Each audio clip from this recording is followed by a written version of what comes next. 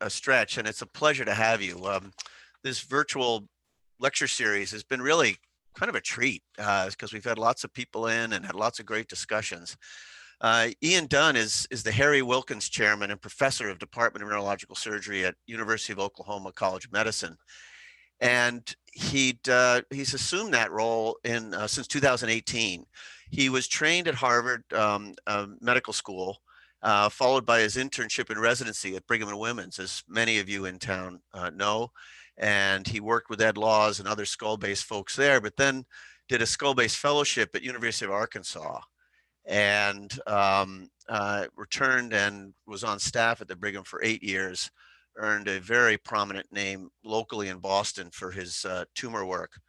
And I had the pleasure of interacting with him as a resident, which was a million years ago, but knew then he was headed for greatness. And since that time, he's done a fantastic job at the University of Oklahoma.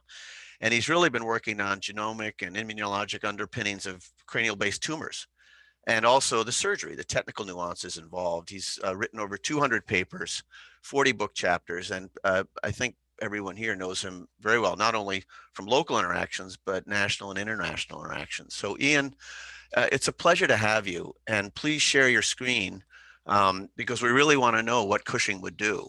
It's a, it's a little bit different world in Boston than when he was here. Well, Chris, thank you very much for the introduction. I'm going to share my screen now. Does that just show up as one slide there again? Yes, you're fine. And to Ron, to Chris, I really appreciate the introduction. I see Hormuz on the screen, who is really awesome to see him also, and what a spectacular resident from the Brigham. And perfect. Just a one disclosure. I just want to reflect very briefly on what I think is such an incredible institution. I really congratulate Ron and Chris for what has been built and the reputation of that of neurosurgery there. But I have a couple of, some of you might find this amusing, but when I had incredible moments at the Beth Israel as a medical student. And first, we have these like introduction to being a doctor courses, like patient doctor and so forth. And so my first year preceptor was William Silent. And if you don't know who that is, Bill, I think they used to call him Wild Bill. He was, chair of surgery at the Beth Israel for decades. And, he was like a really grandfatherly figure by the time he became a patient doctor, preceptor. But, as I matured in the system, I came to understand he was a pretty dominant, demanding leader. But that was my first introduction to a real giant of the Boston surgical and world surgical scene was having Silent as like a patient doctor preceptor. And I did my medicine rotation at the BI, and it was incredible, and actually very, very strongly considered going to medicine. I loved it. I did my sub-I and my regular core rotation. And sort of interesting at the time, there was a CEO kind of revolving door when I was a medical student there. And the CEO at the time, a guy named Jim Reinerson, was my inpatient medical student attending. So I actually just Googled him a couple weeks ago in advance of this talk, and he now has a consulting group and so forth. But And I really want to take a minute to, acknowledge Dr. Ogilvie.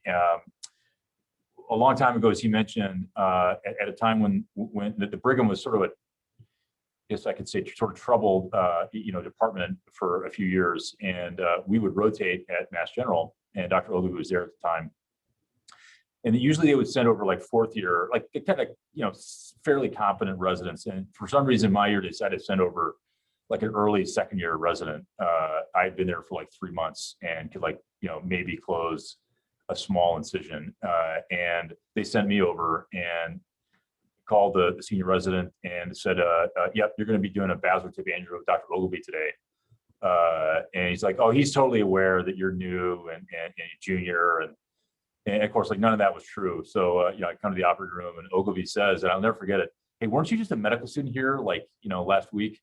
And it was, we got through the case, and those 3 months for me were some of the most important of my entire training, both residency and fellowship, and really at the hands of Dr. Ogilvie. Demanding, yes, but I achieved a level of surgical independence with that group that I've really never forgotten. And it's always a reminder to me that you just never know how you'll affect somebody you're interacting with, even if they don't seem very important at the time. Which was my role. So I really appreciate Chris's role in my own education. none of you know where Oklahoma is, so I'm just going to give you a brief geography lesson. So you're here, we're here. I grew up in Missouri, so very close to home, drivable, and I will say this happened last night. The Thunder beat the Celtics, which will likely never happen again. But my kids were like, "Oh, you're talking to Boston. You got to show them this." So there it is. But one of the interesting things about sort of choosing to come here and sort of some of the geographic factors you look at, they're incredibly interesting and advantageous geography to this region. And so I show this picture to show you that all the convergence of all the highways in Oklahoma City, which is right in the center of the state. So some state-based programs are, if you put the BI in like the eastern or western part of Massachusetts, it's still going to be really dominant, right? But for some state-based institutions which don't have that reputational element, some of the geography really matters. And so being in the center of the state and being 3.5 hours from another academic program are hugely large levers we really haven't been pulling over the last decades, but are beginning to take advantage of. And we're really known incredibly well for football. If you're sports fans, Sooner football is a big deal. It's right sort of very close to where we work, and it's really fun to be part of that. And we're known for some other, as I mentioned in some of the earlier conversations, some really odd parts of the state. And like, I mean, this made Netflix, but this is not like super unique for Oklahoma. It turns out it's a lot of kind of wild parts of this state. And we have a really nice campus that I think is a really well-kept secret. And we just opened a new part of the hospital. And when I got here, it's a really small group.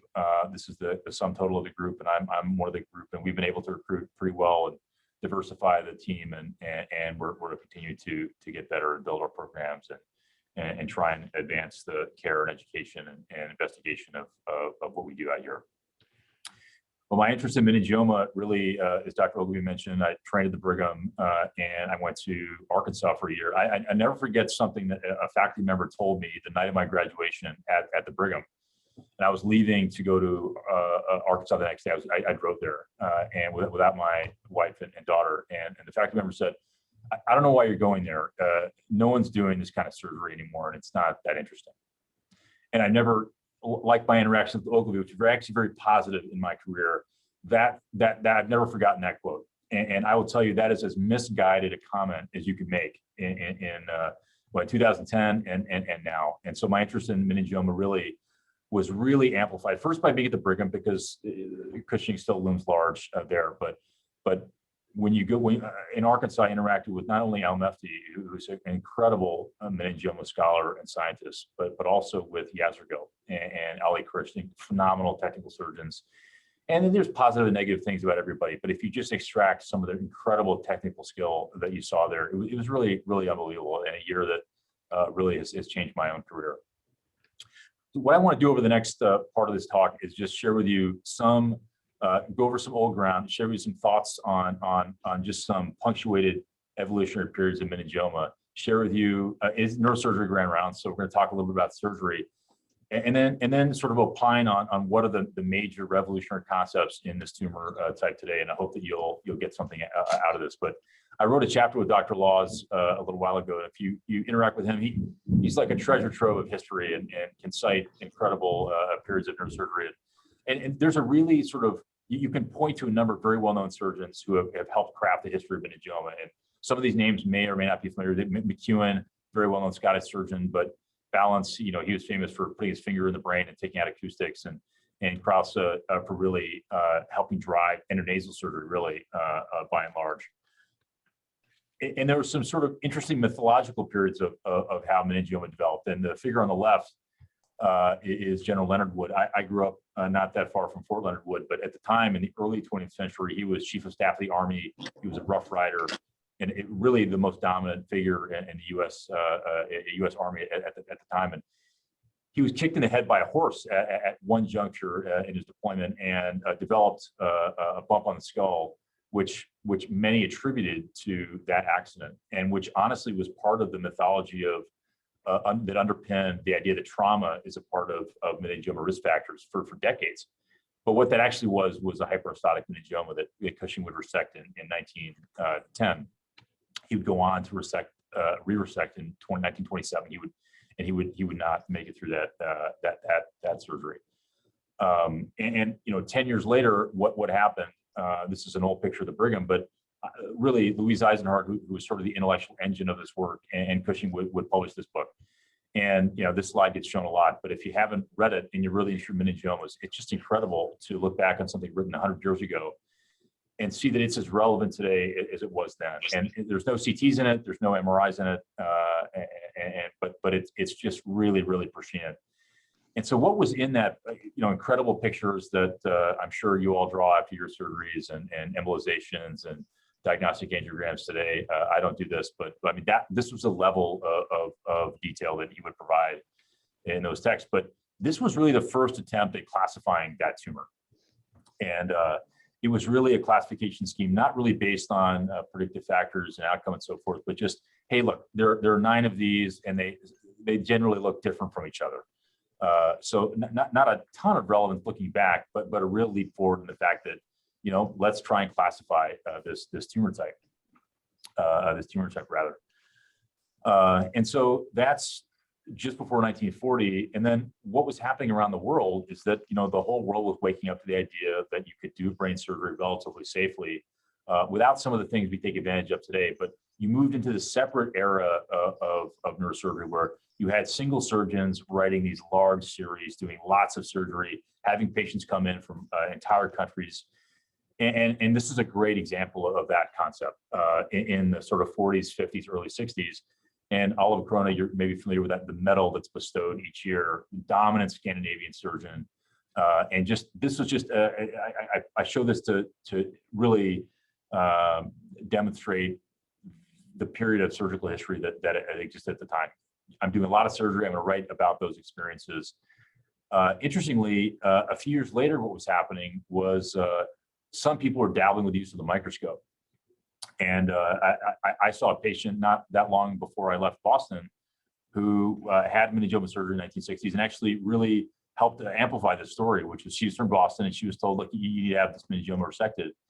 But there's only 2 places you can go. If you want the microscope, you got to go to New York with Dr. Malice, shown here on the right, or you need to go to California with Rand and Kersey, because they're the only ones using the microscope. And so Malice, it was the summer, he was away for 3 months at his summer house, and so she went to California, had surgery. But so you had, on the heels of meningioma being characterized as a tumor entity. Again, these aren't all related, but these were factors that were marinating and percolating together, I think, at the time. And then you have surgeons accumulating large experiences, and then you have the introduction of the microscope. And how does that all fit in? And then you've got this paper, which has really been torn down significantly over the past decade, but I think a lot of the concepts are still incredibly accurate. And if you know much about this story, he's a pediatric neurosurgeon from Australia who did a sabbatical in England, and Cairns and Penny, a very famous English neurosurgeon, said, why don't you just put together our experience of meningioma?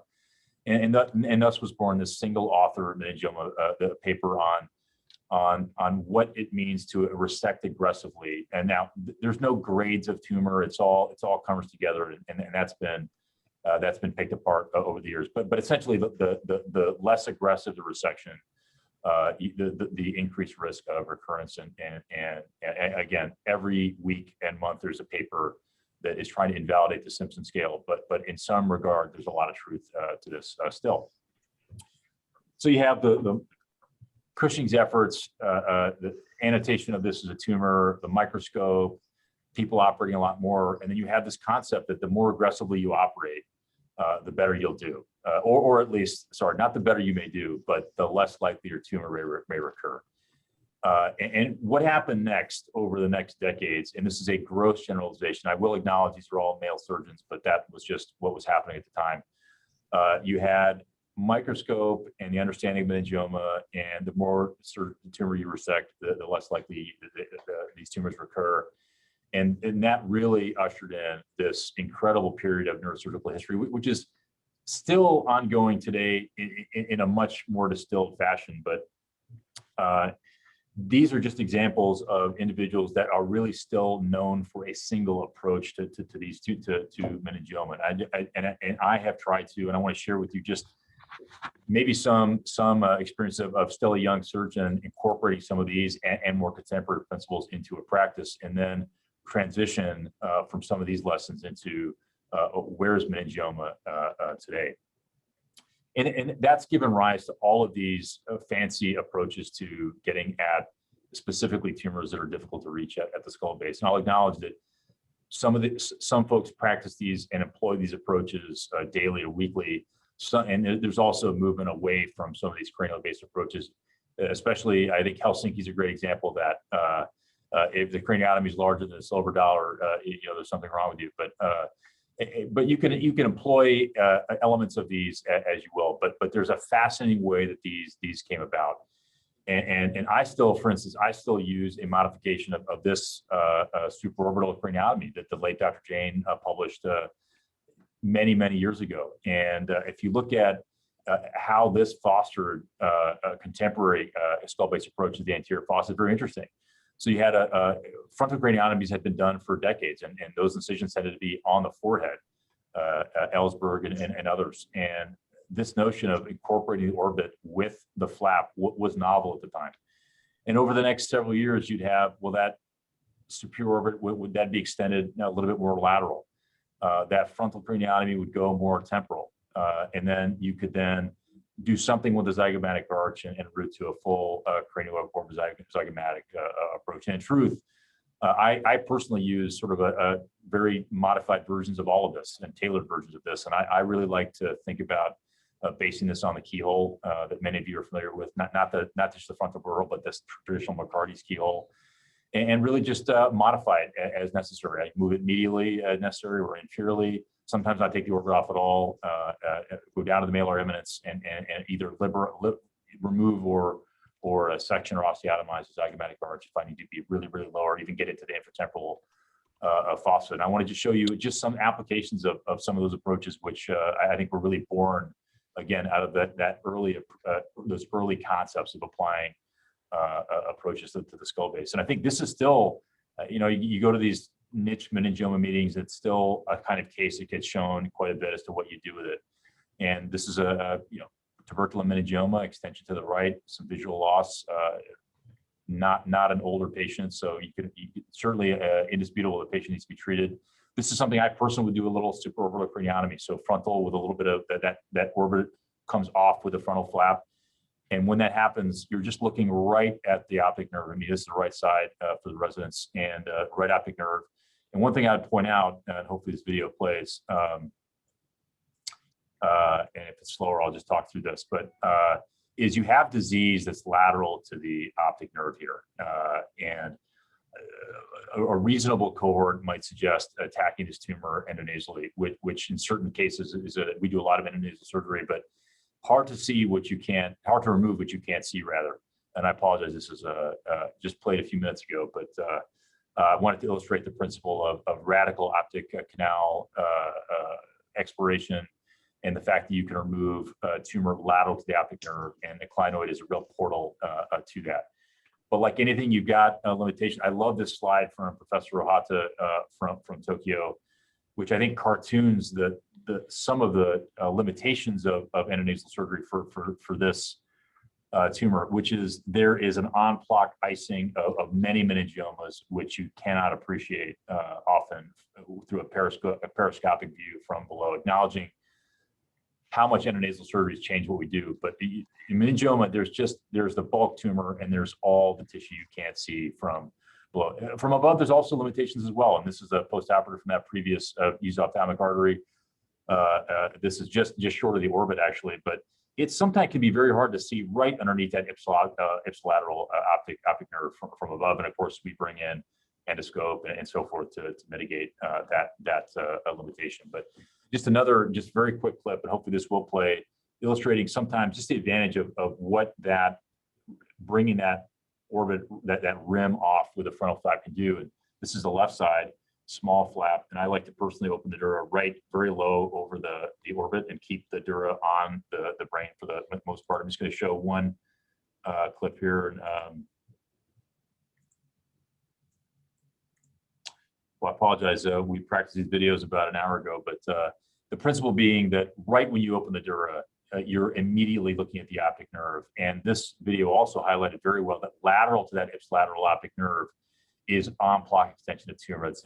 That is impossible to see. If it's lateral to clinoid, you can't see that with the endoscope. You can't remove it. And so some real, I think, retractional and also observational advantages with simple techniques. And same issue here, but with the video, unfortunately. But you could, as I showed in an earlier slide, you can extend these approaches in some cases to involve more lateral orbit, also zygomatic arch. And why would one want to do that? If you want to look higher, get lower, and also you sometimes have to get lower to look higher.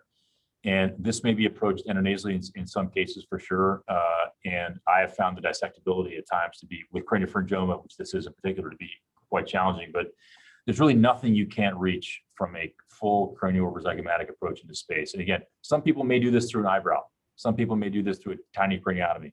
And I acknowledge that. But the visualization that you're afforded by getting low, by removing that lateral superior and that zygomatic arch, is really, really impressive.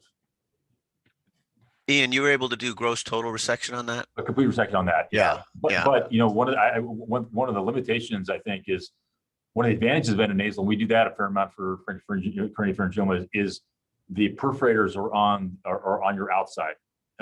Chris, I know you've done a lot of this surgery. And one of the disadvantages, I think, of a cranial approach to craniopharyngioma is that they are between you and the tumor at that point. So you're often piano stringing in between these tiny perforators. That patient did not have any problems with vasospasm, but one I'd done a year before, preserved our arterial tree and had a little spasm in one of those. So I think that is a risk of an open approach, is that you have to work in between that, between you and the tumor. So I think that's a disadvantage. But if you move now a little bit more lateral along the skull base, again, you've got these approaches that are still, people still almost talk about them eponymously. And I think one of the main contributions of, again, these sort of how many single author papers we see anymore of Dolinck is this sort of extra, how much can you do extradurally? I was told a horrific story in residency. Dr. Ogilvie and I were just talking about Art Day, and he said he had gone over to view some of these extradural approaches that were popularized and promulgated by Dolinck, who was doing a lot of things sort of on his own. And he witnessed a paraclinoid aneurysm and an extradural clinoidectomy. And there was a biter that was used to remove the clinoid at the last move, and it removed the dome of the aneurysm at the same time.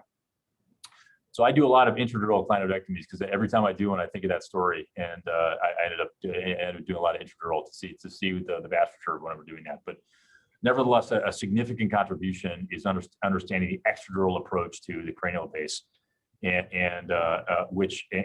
in turn, Dolinck is really well known for his exploration of the cavernous sinus, and that has become this sort of, I think, it's probably more controversial now than ever. My personal feeling about the cavernous sinus, it is not a non-navigable space, but I think it's not navigable for all tumors, and I think consistency really matters. At least that's just my limited experience.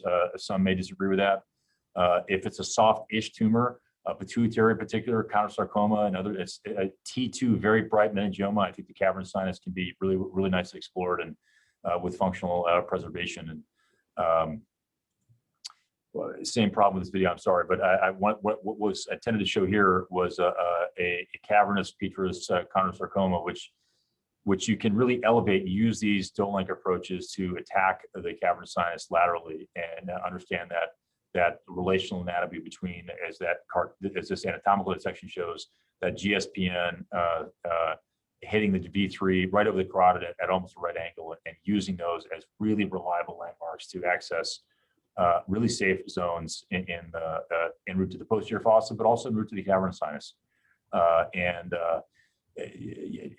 I've had to study the cavernous sinus a lot more after my fellowship to be really comfortable in that space. And I'm not going to say I'm in the cavernous sinus every day, but certainly have explored that area reasonably well when it feels right, and have backed out of the cavernous sinus when the tumor consistency was not what I anticipated.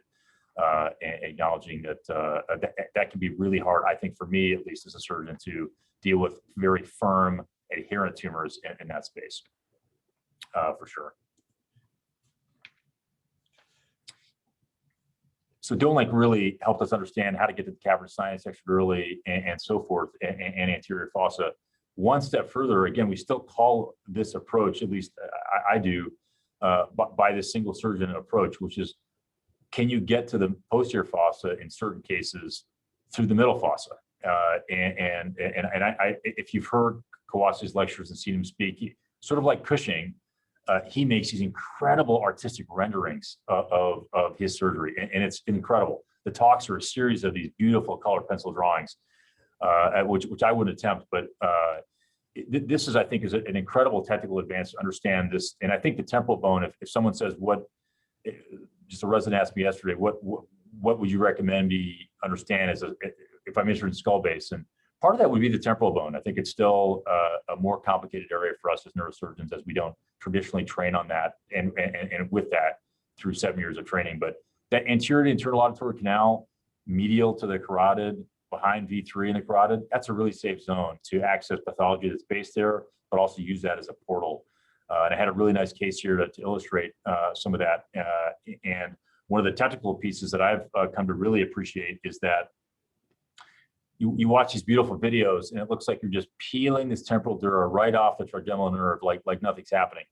But in truth, that is a potential space that really has to be unlocked. And usually a sharp incision on that dura propria after you've liberated that tethering dura from V3 from the middle meningeal rather, allows you to bring that up. But I remember the first time I did this as a faculty member, having watched Al Mefti and others do this, it was a real sort of humbling experience that that little micro move that an experienced surgeon may make, that's come from a lot of experience. So that there is a potential space you have to unlock to bring that dura up off the trigeminal nerve to explore and open all that up once you've untethered the temporal dura from the middle meningeal. If you haven't done that, you can't achieve any of this.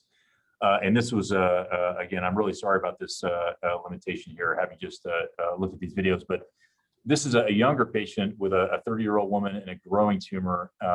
And I think radiation is a reasonable option here. We discussed that together. And again, the younger the patient is for me in my practice, the more I tend to move away from radiation as a standalone treatment for all kinds of reasons. But this is a really nice illustration of using an approach to the middle fossa to enter the posterior fossa and follow the fourth nerve. And the fourth nerve, it doesn't just run into the tentorium, right? There's a tentorial hiatus. There's an ensheathing of the fourth nerve by the diaphragm, which you can follow in these approaches. And you can incorporate and the endoscope and look around, which this video also displays. But a nice example of using that Kawasi's approach, that safe anterior temporal petrous zone to attack pathology that's in the middle fossa, but also extends in the posterior fossa. And just a couple more examples of, again, what I find is a really fascinating history of our field is you had that period of meningioma surgery, which is almost intrepid in nature. And I think what I'm not mentioning is probably all of the unfortunate outcomes that were wrought at the hands during this really exploratory period in neurosurgery. But the transcondylar approach, for instance, and we have there's a lot of verbiage about this, right? You have far lateral, this, that, extreme lateral, elite, et cetera. For me, if someone doesn't mention the word condyle in the approach, then that means you're just skeletonizing rather the sigmoid, sinus, and maybe the jugular bulb, and maybe doing a C1 laminectomy. It's the condylectomy, the transcondylar part, which just like Dr. Ogilvie would, and Dr. Thomas would, and Dr. Datzenbrock would drill that sphenoid wing flush to roll that dura more anteriorly to see better. This is the posterior fossa equivalent of that. You've got to drill the condyle, at least in part, if you're going to say you're doing a far lateral transcondylar. And why would you do that? That's to go very far out. I'm going to make a very bad spine analogy here. If you want to get ventral to the thoracic cord, you'll go very far out on that either pedicle or costotransverse junction or even rib to look anteriorly. And this is the exact same principle as that. And this is certainly how we've evolved to do this in Oklahoma. And I don't mean this flippantly, but everybody here is really big. The BMI is we rank 49th or 48th in the average BMI per capita. So you can imagine for spine surgery or posterior fossa surgery, very thick soft tissues behind the ear and in that upper neck. And so if you make, and some of you that do this, these approaches may make a linear incision or an S-shaped incision and take everything, muscle everything down together. One problem with that is in a really big patient, your hand is really far down in a deep hole. And so if you take these in layers, and actually this dissection was done in our anatomy lab that we've just developed here at OU, and this is done by an intern, Kyle Zhao, who I really want to highlight. But if you take that scalp in a separate layer, understand, and again, these different muscle layers, and essentially it's, rather than needing to understand all the different muscles, the scalp is taken in a different direction than the muscular layers and highlighting that suboccipital triangle that you'll see here. And if you do that, your hand then rests a lot more, with a lot closer distance and proximity to the action, points of action. And you'll end up with a dissection, something like this. And this is again, you're able to look from the side.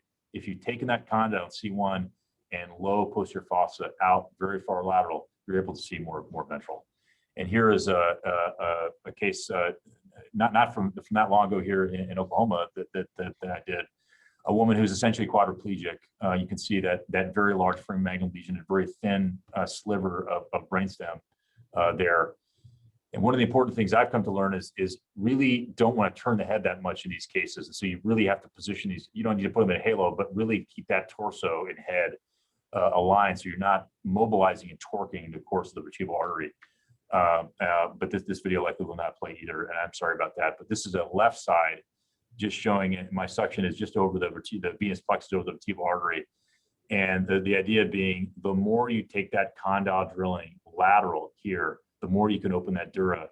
And this is a case where that she had no motor rate potentials at surgery and no SSCPs. And so nothing electrophysiologic to go by.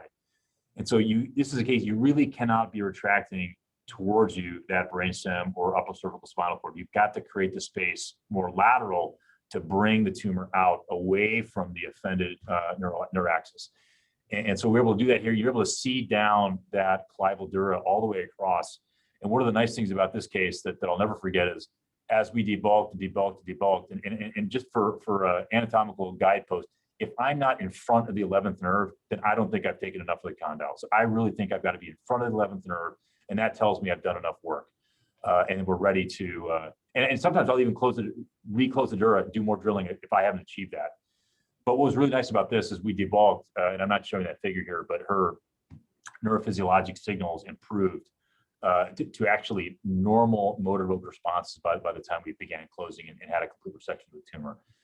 And I think what enabled that was creating all this virtual space and real space by going really lateral in this type of case. We had a nice resection there. And this is the last sort of surgical part of this talk, but I find this chapter of how we've developed in neurosurgery to be one of the scariest, but also one of the most, I think, incredible in how a small group of surgeons began to think about a different region of the skull base.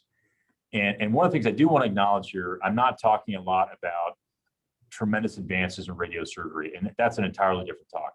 Acknowledging that that's brought a lot to our field. But this is a paper from Hakuba, and if you don't know him, you should read some of these old papers. It's incredible, and he was really a forerunner of a later generation of Japanese neurosurgeons like Kawase and others. But this is from his initial 6-case description of a clival meningioma. And up until that time, he summarized all the clival meningiomas that he, and petroclival meningiomas that he could find in literature.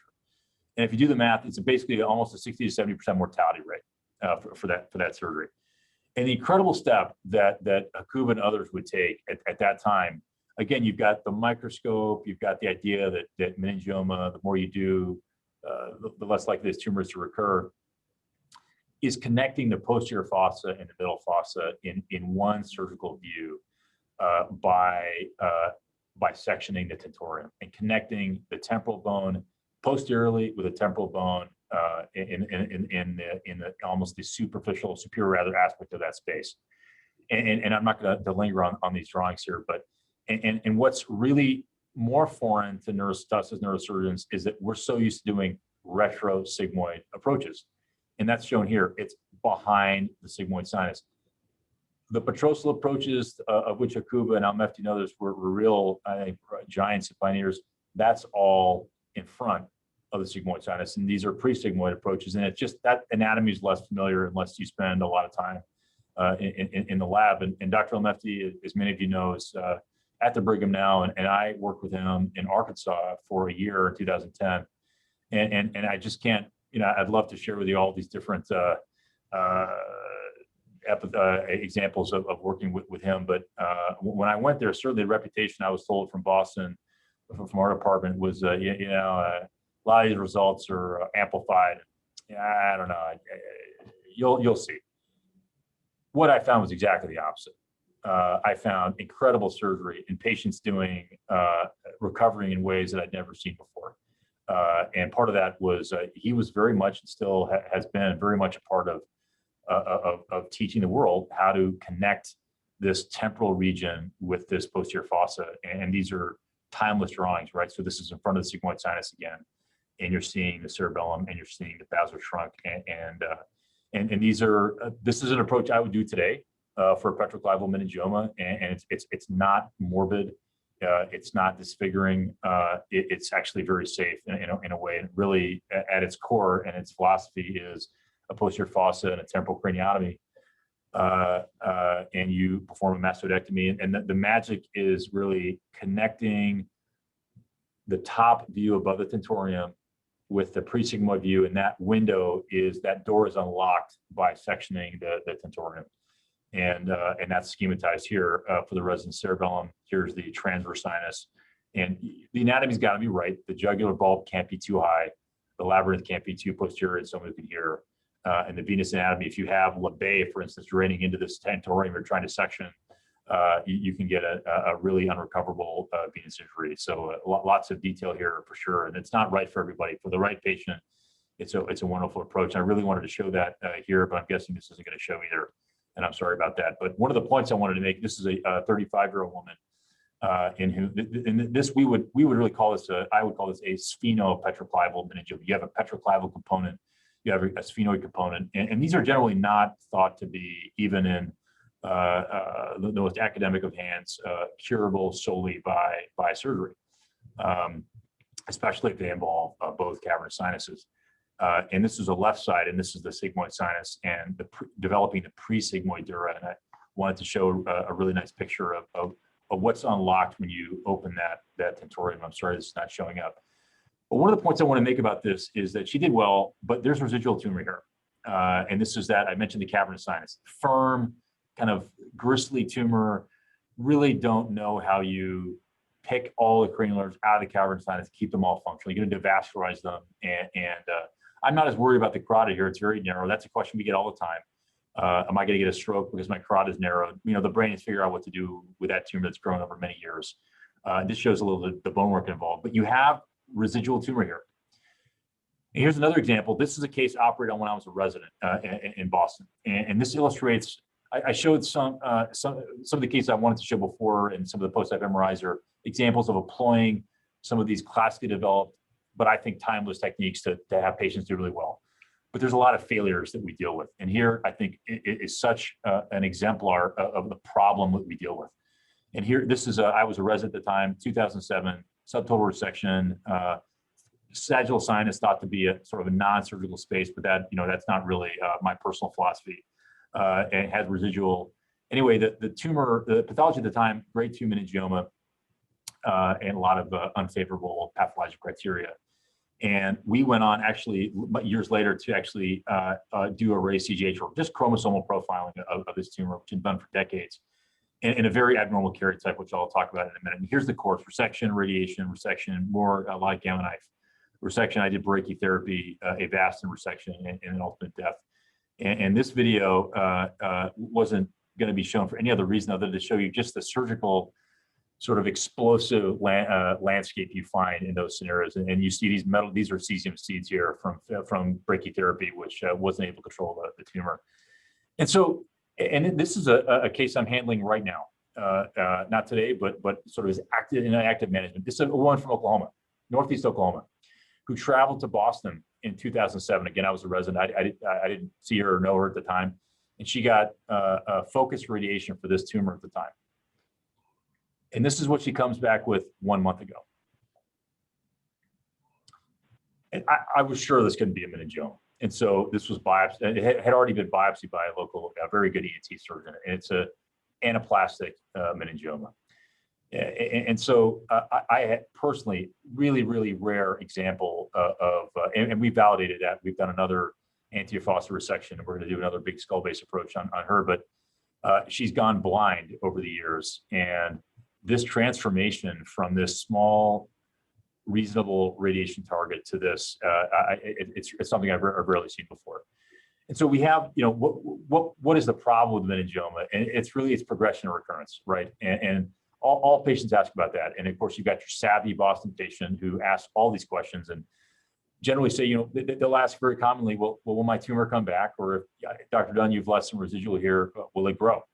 And I still think the two main principles that guide that are, what was the extent of the surgery? I think the Simpson grade, or that concept of more aggressive resection, still matters. And then rather than getting into, some patients get lost in grade. They confuse stage and grade and this and that, and they always ask about stage, and you're trying to tell them it's grade, not stage. And you guys know what I'm talking about.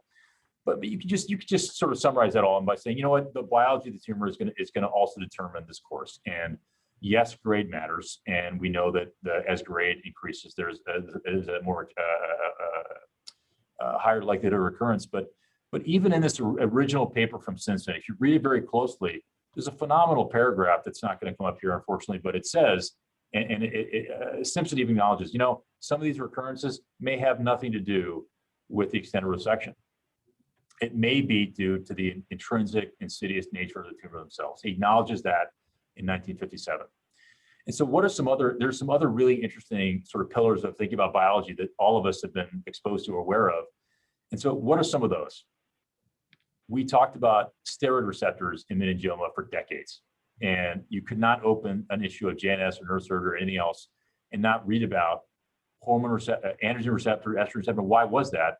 Well, because especially grade 1 is more common in women, there must be a hormonal influence. So that guided this exploration for decades. Essentially, with a failed RU486 trial, I don't want to say that ended it on a dime, but you just don't read about that anymore, except as it relates to risk of hormone replacement therapy and things of that nature. But for all accounts, that's not a thing anymore. We think about what's the role of radiation for biology of tumors and how is it used today? It's used as a standalone treatment, gamma knife, cybernaf, LINAC, proton, et cetera, focused delivery platforms to control meningioma growth, or it's used adjuvantly, and it's always used in grade 3. And then how it's used in grade 2 and grade 1, again, that's a whole separate talk and chapter, but I think it's a black box. There are some really nice academic efforts to try and standardize, especially this in grade 2 tumors. So for a completely resected grade 2, should we radiate postoperatively? And there's a randomized trial going on right now, BN003, having very significant difficulty accruing. But in a macroscopic complete resection, should you radiate after surgery for grade 2 tumor? This is trying to answer that question. And the third, I think, large arm of our understanding of quote unquote biology is just this idea of chromosome 22. And really, you could summarize all the papers in the last several decades, except now, by saying, meningiomas, and I added that on my written boards. What chromosomes evolved meningioma? Chromosome 22, and that's really as far as it went. But going back to the title of this talk, if Cushing were writing today, he would really talk about the phenomenal and revolutionary advances in this tumor type in the last 7 to 8 years. And it's been nothing short of revolutionary. And I'm not going to show a bunch of Western blots in the last 15 minutes of this talk, but I do want to share what I think is really translationally relevant information for neurosurgery, which continues to evolve even today. And again, that's guided by this concept. So even in clinical practice, sometimes maybe these recurrences have nothing to do with how good the surgery was. Maybe it's just the intrinsic malignancy of these tumors. And so how do we classify meningioma? That's really changed. I showed you that classification scheme for Cushing in 1938. And the World Health Organization has changed that over the years. It's still pretty, they've done their best, but it's still pretty rudimentary. And look at grade 1, right? It's really broad. That's 80% of tumors, but is a tumor with 0 mitoses the same as one with 3? What about if you have 0 atypical features, or if you have 2, that's still a grade 1 tumor.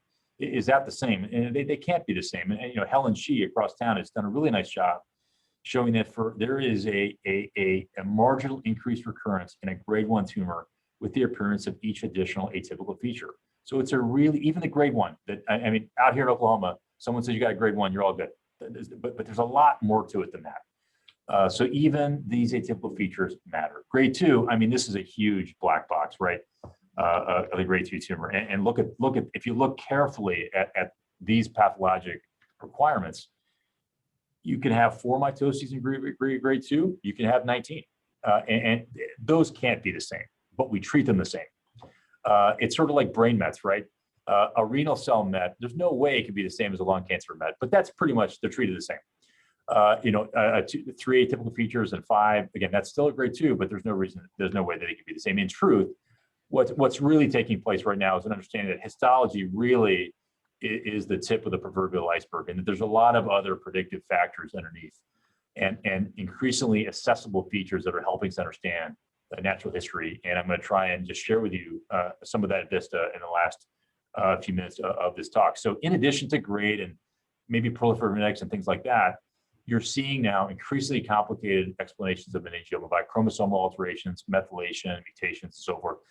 I'm going to share with you examples of these that I think are relevant for us as neurosurgeons in practice. And so, not to bore you back to a college biology class, but in truth, your average grade 1 meningioma looks pretty much like a normal cell with its chromosomal complement. And as you go up in grade, it looks a lot more disturbed. It's a really nice cartoon that I've done some really, been lucky enough to partner with Linda B and others at the Brigham over the years. But you have increasing complexity of that normal karyotype or chromosomal profile in cells. And we have here at OU and at the Brigham for many years, we have standardly obtained now copy number profile information on each resected meningioma. And we're seeing a lot of this. Grade 1 meningioma, and we're seeing a chromosomal report that looks something like this. Okay, it's a grade 1 tumor, but in that grade 1 tumor, we saw 1 P loss, 22 Q loss. And boy, this is really consistent with a grade 2 tumor. And so is that more the fingerprint of the realistic behavior of this tumor than just what we're seeing under the microscope? And what that relationship is to a standard histologic profile to what can be mined more genomically, I think that's a real a huge question right now. Dr. A.L. Eisner led a really nice study several years ago now, looking at just independent of extended resection and grade. What if we just look at these tumors by their recurrence risk and just by the number of chromosomal alterations? So comparing the number of chromosomal alterations in a tumor and a normal cell, what does that look like? You're more likely to recur if that meningioma is more genomically altered than compared with those who are more normal. And that's a really powerful figure. That's independent of grade and extended resection. We looked at a number of grade 1 tumors. Unfortunately, we had a reasonable cohort of grade 1 meningiomas that went on to recur, and this shows the power of a robust tumor bank. If you were to re-resect, go look back at the genomic profile of the de novo resection and the recurrence, the ones that went on to recur in the beginning were more disturbed from a chromosomal standpoint across MIB1 and across grade. And really, we've got to understand that increased chromosomal changes in a first resection does suggest a more aggressive tumor. And I would highlight specifically the very poor prognostic factor, natural history suggested by 1P loss in particular. And that's been known for some time. And this triad of 1, 14, and 22 is a particular lethal combination. And it tends to be, meningioma tends to be a tumor of chromosomal loss, not gain. And here, just examples of incorporating that. How do you incorporate that information in everyday practice? I don't know the answer to that other than to be more wary and more suspicious of recurrence in some particular tumors. But these are 2 tumors I resected in Boston, both grade 2 tumors. This one had a proliferative index of 2%. This one had a proliferative index of 7%. This one had a monosomy of 22, just like a grade 1 profile. This one had a much more disturbed profile. Now, it turns out the first patient refused radiation, and that was okay. And we surveyed that patient and did fine with a complete surgical resection. And the second patient was more agnostic. We recommended radiation anyway. There's edema and so forth, but certainly that needle was moved towards radiation with the appearance of this very highly disturbed chromosomal profile. And sometimes what's old is new again. Al Mefti wrote about this particular combination of 114 and 22, almost 20 years ago now, through very different means of cytogenetic analysis. And Dr. B and Dr. Senegat and others have gone on to really formalize some of this work and to show, first of all, the predictive power of 1P loss in particular. And if you combine just very easily assayable chromosomal features and proliferative index, that could be more predictive of recurrence than World Health Organization grade. So those are not incredibly fancy genomic techniques anymore, and I think will be deployed in more standard clinical practice. And this is a nice figure from their work showing that it's really a rough but uneven correlation. If you try and bin meningioma by chromosomal class on the right here, compare that to the histologic class, there's a pretty uneven correlation. So that will likely helps explain why you always have these grade 1 tumors that seem to be more aggressive, the grade 2 tumors that may seem more benign. It's likely that the histology is just not recapitulating what's really the actual biology. And I'm going to show one slide on this. An incredibly powerful way of predicting meningioma behavior has been work from Heidelberg and Toronto and others, and I would highlight Galerizade's work in particular, showing if you bin all these through methylation, it's far more predictive than World Health Organization classification in predicting a recurrence. And really what we have now is we have a really nice understanding also of the mutational landscape. So that was chromosomal profile of a standard meningioma. 2013 and 14, at least my understanding as a neurosurgeon was meningioma was a tumor of NF2. And really what's been fleshed out over the last 7 or 8 years is that there are NF2 altered tumors and then there are NF2 wild type tumors. And those tumors are governed by a much different palette of mutations. Some of these are targetable, and you're aware of some of the trials that are ongoing to target these mutations, and they're very rare. So powerful genomically guided trial, but these are rare mutations. And this is a trial that Priscilla Brascianos has driven, targeting those mutations in select recurrent tumors. And Gunnell and Jennifer Malturn have gone on to show some really nice predictive power and natural history association of some of these mutations that, for instance, NF2 altered tumors, PI3 kinase altered tumors are much more likely to recur than others in that group. And Fred Barker and others have also shown, first of all, if you're going to have an AKT1 smooth mutation, there's about a 2/3 chance it's going to occur at the skull base. So those can be difficult to manage, and nice to have some targetable options in some of those tumors. And this is work from France showing incredible natural history information of this profile. This is a standard olfactory groove meningioma we would resect across grade 1 tumors. Tumors just like this are much more likely to recur if they do not harbor a smoothing mutation than if they harbor one. So there's also not just targetable application, but also natural history implication of those tumors. Unfortunately, the tumors are really hard to manage. Grade 2 and grade 3 tumors, they do not harbor these targetable mutations by and large, and that those remain a very, very difficult patient population to treat, as all of you know. And just to round out some of the, I think, incredible work that's been done over the past 5 years in particular, is these don't have treatment implication per se, but really more natural history information. If you have a foundation profile or other company or in-house profile that gives you an alphabet soup of mutational alterations, if your meningioma and it has a TERT promoted mutation, which can appear through recurrence course, doesn't have to be present in the beginning, or BAP1 loss or CDKN2A/B loss, those tumors are going to be a very high likelihood to recur. We and others have done a lot of phylogeny work. So if you serially resect a specimen and try and sequence those and try to understand, is there a dominant mutation that keeps appearing and driving these mutations, or what does that look like? It turns out it's really not. These mutations do not continue to dominate clones. They're essentially recurrences are somewhat random. Not unexpectedly, higher grade meningiomas are more likely to harbor greater number of mutations. And we did some work with my brother who's at WashU showing that those mutations at higher grade tumors are more likely to elicit an immune response. And we treated in some desperate patients at Dana-Farber with, like every patient's being treated now, with immunotherapy. And we reported on one particularly exceptional responder who had this multifocal disease, responded well to nivolumab. And this timeline shows all the different treatment modalities the patient had undergone. It turns out most patients don't respond well to this, but this patient had a particular genetic context which may help guide the use of this going forward. It had mismatch repair, so and a very high tumor mutational burden. So in that context, it was a pretty effective treatment, but certainly has not been effective in a number of other patients. And just when we thought steroids and meningioma were totally dead, there was this paper a couple years ago, which didn't get a lot of press, but I think it was just incredible when I read this. Out of nowhere, a group from France, and Callum Reedy's group, they've led the meningioma field for decades, but they sequenced a number of female patients who had been on long-term progesterone replacement. And they compared those with sequencing results in the literature from our group and others. And the ones who'd been on progesterone replacement had a markedly different molecular landscape than those who had not been exposed. So it's a really exceptional, just like radiation in a way of, it's an exogenous influence on a tumor genome, really. And you had a 33% incidence of PI3 kinase mutation versus a non-progestin associated tumor, which is 3%.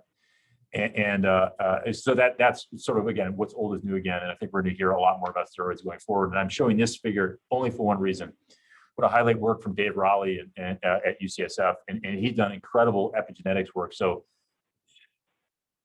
looking at transcriptional networks that are altered in meningioma. And when they group those signatures, it's very interesting. Some of those signatures appear to be consistent with progesterone or androgen receptor signaling networks. So I think we're going to talk about steroids again, just when it was sort of dying on the vine. And so, meningioma, we know when we see a meningioma, we think, do we observe it? Do we operate? Do we radiate it? We look at the pathology, and if it's grade 2 or 3, we think it's high risk and so forth. But really, to this figure is going to be added a lot more going forward. Maybe you'll learn a lot about the tumor before you even resect it through radiomics. Maybe you'll do a liquid biopsy. Maybe you'll find some mutation or alteration that will lead you to treat something in a targeted way to shrink the tumor or manage the tumor and follow it in that same non-invasive way. Maybe you'll operate, and that specimen will be subjected to an ever increasingly complicated way of interrogating genomics, epigenomics, transcriptional profiling, and then immune profiling, and for all the other ways we're gonna analyze these tumors going forward in a bid to really understand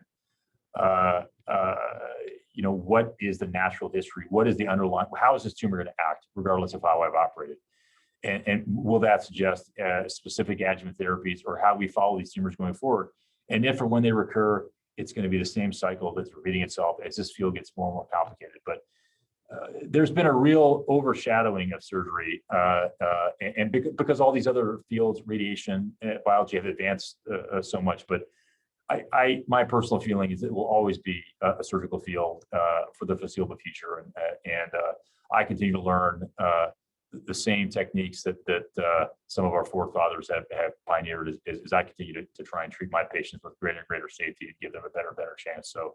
I hope that that was just a quick run through of a tumor that I've become very interested in, and I appreciate the opportunity to share some of that with you this morning. Ian, thanks very much. I'd entertain comments or questions from anyone who'd like to. I see Eric Wong online. Ian, I'm just curious. Have you heard of something called optical genome mapping? Yeah. So do you feel that it will bring in a lot more insights into structural alterations in tumors like these? I think so, yeah. And again, as you allude to, what I showed there was just what's sort of there today, maybe tomorrow, but as you alluded to, 10 more modalities will be applied next year to make this a lot more complicated. But yeah, I agree, absolutely. Ian, do you see the World Health Organization incorporating genetic criteria just as they have for malignant tumor? Is that something that's being worked on? Yeah, I think just like medulloblastoma, and I think those are probably the best examples. Like medulloblastoma and glioma, really. I mean, if you're Dr. Wong and others, when you're talking about a glioma, you almost don't even talk about grade anymore, right? It's an IDH1, MGMT, 1p19q, et cetera, et cetera. I think at least. I think the chromosomal, the copy number stuff is really powerful, and I would expect that to be incorporated at some point. But what's interesting, I think, is some of these mutations. It's not just it was all research realm before, but I mean, there are behavioral differences in how some of these annotated tumors behave and respond. So I do expect that to be incorporated at some point. That might be my one. If I had a criticism about methylation, which is so powerful, it just hasn't. It's tough for most centers to incorporate that in routine workflow, and it's awesome work. And I'm a part of a lot of these tumor boards at different meetings where, no one knew what the diagnosis was. They did methylation, and the answer was revealed.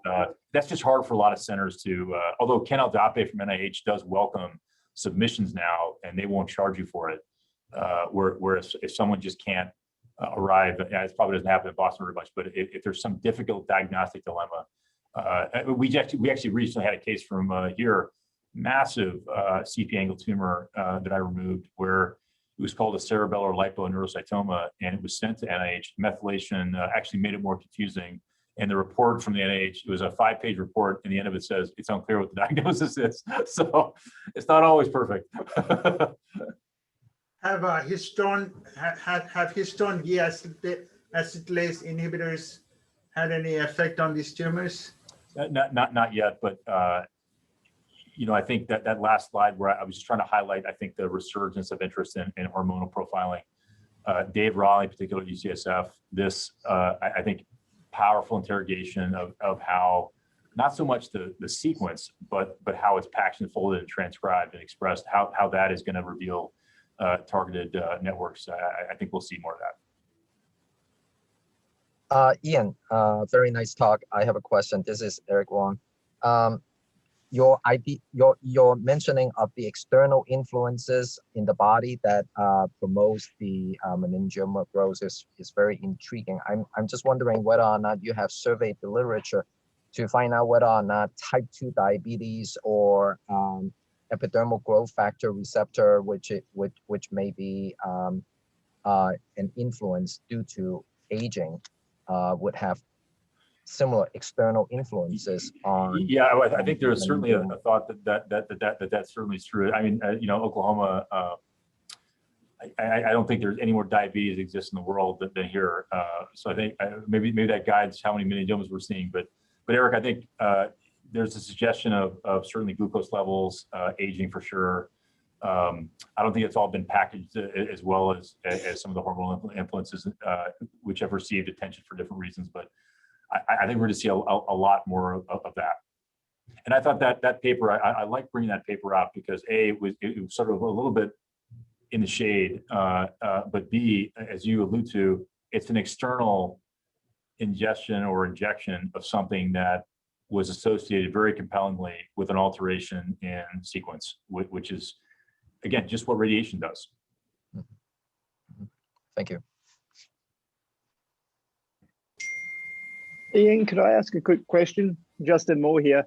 When would you do radiation? So, when in what context, when you had to leave a little bit, would you consider radiation? Like practically, today, if you had a patient. Yeah, that's a great question. And what I'm wrestling with also is, so I think you can answer that question if you just have grade and proliferative index information. But what if you've got this additional, let's say, standard copy? I mean, we get that standardly now. It's underneath the hospital DRG, and we get that's part of our standard pathology report.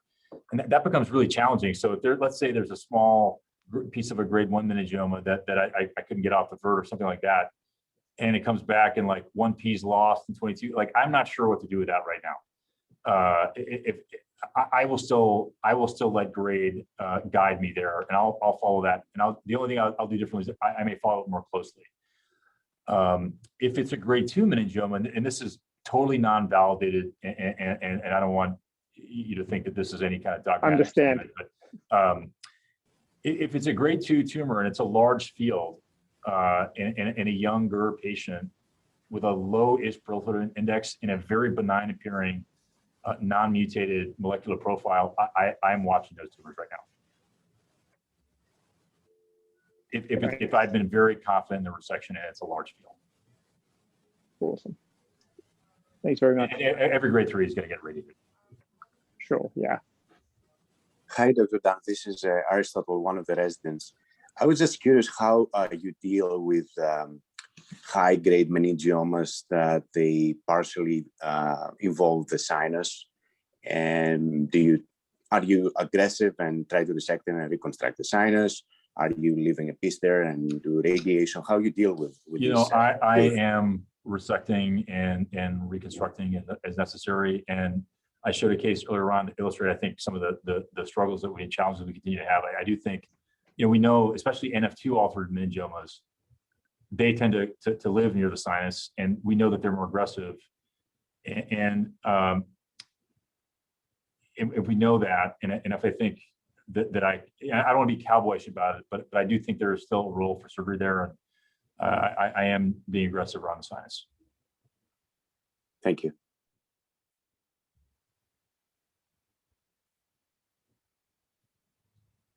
Well, Ian, I think our time is up, but that was a fantastic run through, and we very much appreciate you taking the time to do this. It's also great to see Oklahoma on the computer. I'll leave it at that caveat.